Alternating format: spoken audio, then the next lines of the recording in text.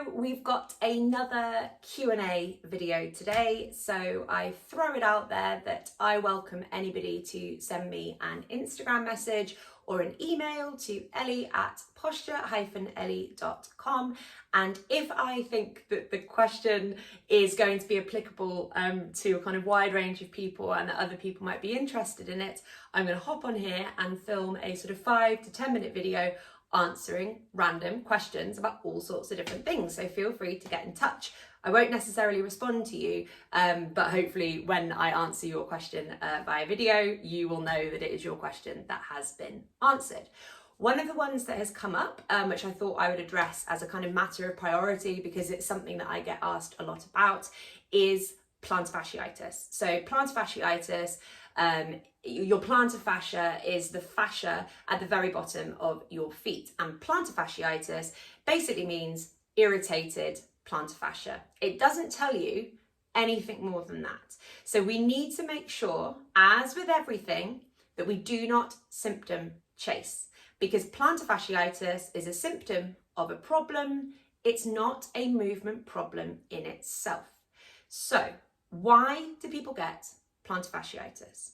Number one, very commonly, people will approach plantar fasciitis with a very foot-focused approach. And I'm not saying that's wrong, but I often think that it's the wrong way round. So if somebody is really irritated, and I kind of want to add in here like Achilles tendonitis and other things in that general area. If you've got plantar fasciitis or Achilles tendonitis, which is like a stabbing, really painful, crippling pain in some instances, which means that you can't walk properly and it can really, really impact your life. If it's really stabbing and hurting around your feet, you may be advised by people to stretch off your calves, do calf raises, roll out your feet to like mobilize the plantar fascia. And as long as those things feel good for you to do, then feel free to do them. But if by doing these things that are really focusing on where the symptom presents, if you feel worse, if your plantar fascia feels worse and more stabby, insert Achilles tendonitis or whatever here, then that's really not the right thing to do, because what you're doing is you're aggravating the symptom. You're not making it better. You moving it around and like jiggling things and trying to overwork it. If it's a symptom of overwork, which is what it is, if it's a symptom of overwork, guess what? Overworking it probably isn't going to be the thing that helps you.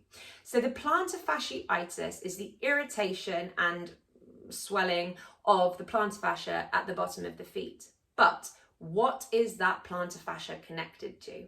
It is connected to the whole of your body.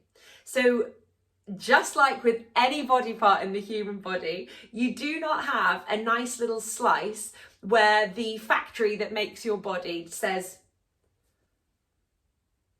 oh, sorry, I had something pop up on my phone there. The factory that makes your body doesn't say, okay, we are going to put the plantar fascia here, and then we're going to put the tibia and the fibula here, and then we're going to stick on the gastrocnemius and the soleus here. It doesn't work like that. All of these things are connected. So your plantar fascia is the very bottom or the very top, depending on how you want to look at it.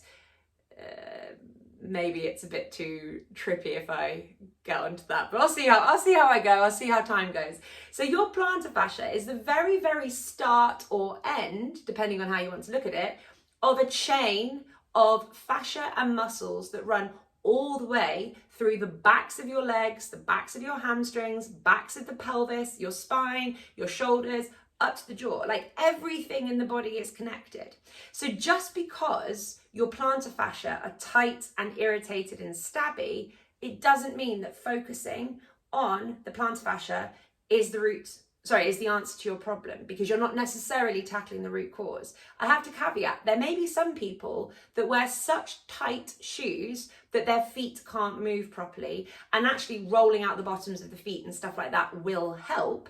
I'm not saying that that's the case, but in my experience, when somebody says the words plantar fasciitis or Achilles tendonitis, in my mind, they're exactly the same thing. They're just symptoms in a vague area that don't tell me anything helpful, except perhaps using the experience I have points me in a direction of where I want to go. People with plantar fasciitis and people with Achilles tendonitis literally always have heads and shoulders like this.